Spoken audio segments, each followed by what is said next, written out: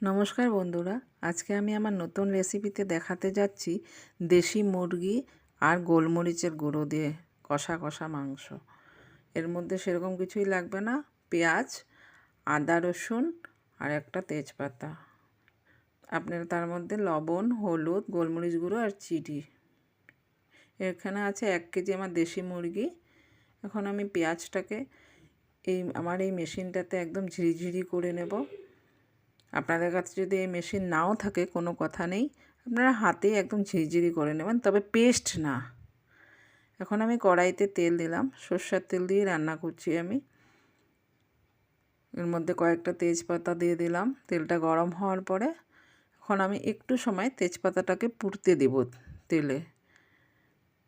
তেজপাতাটা পুড়ে যাওয়ার পরে আমি আস্তে আস্তে অল্প নাড়িয়ে চাড়িয়ে এর মধ্যে এখন এক এক করে আমার যা যা জিনিসের দরকার সব দিয়ে দেব। তেজপাতাটা পুড়ে যাওয়ার পরে আমি এর মধ্যে অল্প পেঁয়াজ যে কটা নিয়েছিলাম সেই পেঁয়াজটা ঝিরিঝিরি করে কাটা সেই পেঁয়াজটা দিয়ে দিলাম।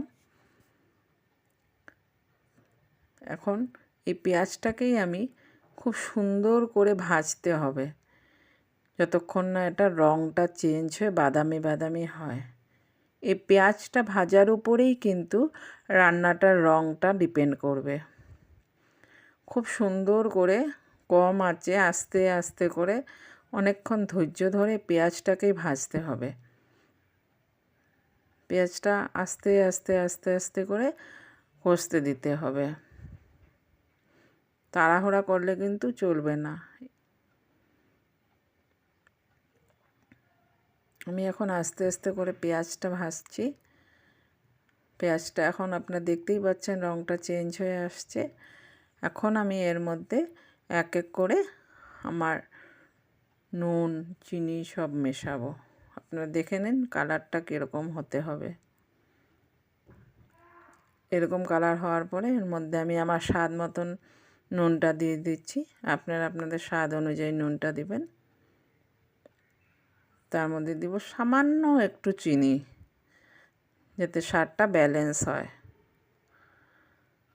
আমি নুন আর চিনি দেওয়ার পরে আবার এটাকে খুব সুন্দর করে নাড়িয়ে চাড়িয়ে একটুক্ষণ আবার কষতে দেব পেঁয়াজটাকে। এখন আমি দিচ্ছি অল্প সামান্য হলুদ। হলুদ একটা খুব বেশি লাগবে না।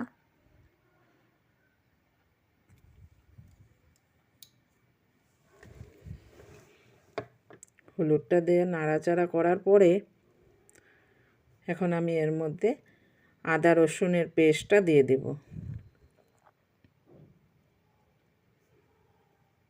আদা রসুনের পেস্টটা দেওয়ার পরে আমি আরেকটু এটাকে নাড়িয়ে চাড়িয়ে কষতে দিব।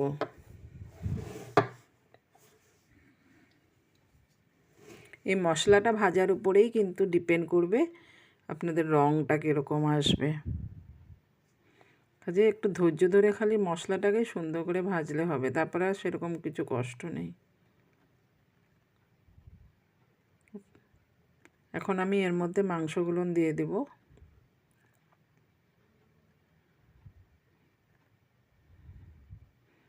এক এক করে মাংসের টুকরোগুলো আমি আস্তে আস্তে দিব।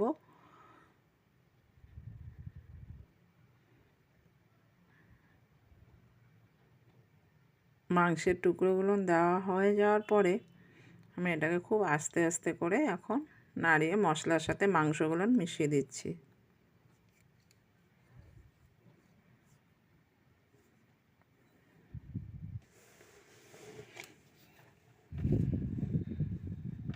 আমি এখানে দেশি মুরগি নিয়ে নিয়েছি, আপনারা চাইলে এখানে ব্রয়লারও ব্যবহার করতে পারেন। দেশি মুরগির স্বাদটা একটু বেশি ভালো হয়।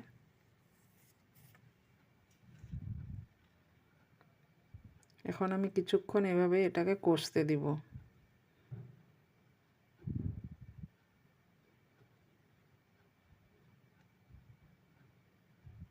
এখন আমি তার উপরে ঢাকনা দিয়ে রাখছি। দেশি মুরগি সিদ্ধ হতে একটু সময় লাগে, এর জন্য আমি ঢাকনা ব্যবহার করছি এখানে। এটাকে এখন ঢাকনা দিয়ে দিয়ে আমি রান্না করব।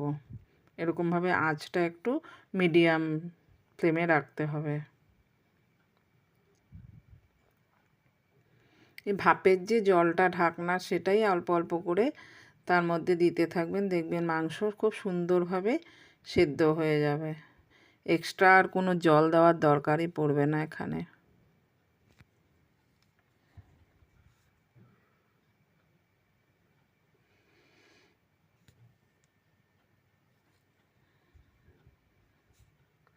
এর মধ্যে এখন আপনারা দেখতে পাচ্ছেন আমি 1 চামচ, এরপরে আরও 1 চামচ ব্ল্যাক পেপার গুঁড়ো, যেটাকে আমরা বাংলায় বলি গোলমরিচের গুঁড়ো দিয়ে দিচ্ছি। আপনারা যদি গোলমরিচের ঝাঁঝটা বেশি সহ্য করতে না পারেন আর একটু কম দিলেও কোনো ক্ষতি নেই।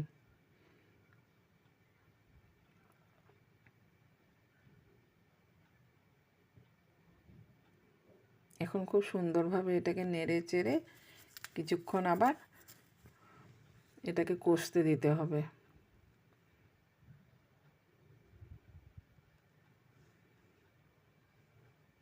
আপনারা দেখতেই পাচ্ছেন যে রঙটা এখন আস্তে আস্তে পরিবর্তন হচ্ছে। এখন আমি আবার এখানে ঢাকনা দিয়ে দিলাম। ঢাকনা দিয়ে কিছুক্ষণ আবার রাখবো। কি করব এখন, একটু আমি আমার বাইরের টেরেসে গিয়ে দেখি বাইরের আবহাওয়াটা কীরকম। আমাদের এখানে কিন্তু ঠান্ডা পড়ে গেছে মোটামুটি। আপনাদের ওসব সাইডে কি ঠান্ডা পড়েছে? এটা আমার বাইরের টেরেসের থেকে রাতের ভিউটা আপনাদেরকে দেখালাম। চলুন দেখি রান্নাটা কত দূর এগিয়ে এলো। ঢাকনাটা সরিয়ে দেখছি, মোটামুটি বোধহয় আমার মাংসটা হয়ে গেছে যা মনে হচ্ছে দেখে। আপনারাও নেড়ে চেড়ে দেখে নেবেন যে সেদ্ধ হয়েছে কি না। আমি তো যেহেতু নিজে করছি, আমি দেখে বুঝতে পারলাম যে মাংসটা আমার মোটামুটি সেদ্ধ হয়ে গেছে। এখানে কিন্তু আমি কোনো ধরনের জল ব্যবহার করিনি, সেই ঢাকনা দিয়ে দিয়েই রান্না করলাম। আর ঢাকনার যে যতটুকুন ভাপের জল ততটুকুনি দিয়েছি আমি। এরকমভাবে একটুক্ষণ রাখার পরে দেখুন কি সুন্দর তেল ছেড়ে দিয়েছে। ব্যাস, এখন আমি গ্যাস বন্ধ করে দিলাম। এখন এর মধ্যে উপর থেকে আমি একটু 1 চামচ সামান্য ঘি দিয়ে দিব। গোলমরিচের সাথে ঘিয়ের কম্বিনেশনটা কিন্তু খুব সুন্দর, খুব টেস্টি হয়, খুব সুন্দর একটা গন্ধও বের হয়। ব্যাস, আমার মাংস হয়ে গেছে। আপনারাও নিশ্চয়ই ঘরে অবশ্যই ট্রাই করে দেখবেন। ঠান্ডার দিনে গোলমরিচের গুঁড়ো দিয়ে দেশি মুরগির কষা কষা এরকম খেতে তো আমার মনে হয় খুবই ভালো লাগবে। আমাদের তো খুবই ভালো লাগে, আমরা আগেও করেছি, খেয়েছি। আপনারা করে দেখবেন তো আপনাদের কেমন লাগে। আর যদি পছন্দ হয় লাইক করে দেবেন। আর যদি চ্যানেলটা সাবস্ক্রাইব করা না থাকে চ্যানেলটা সাবস্ক্রাইব করবেন, এরকম আরও কিছু নতুন ভিডিও পাওয়ার জন্য। আশা করি ভালোই লাগবে আপনাদের সবার। ধন্যবাদ।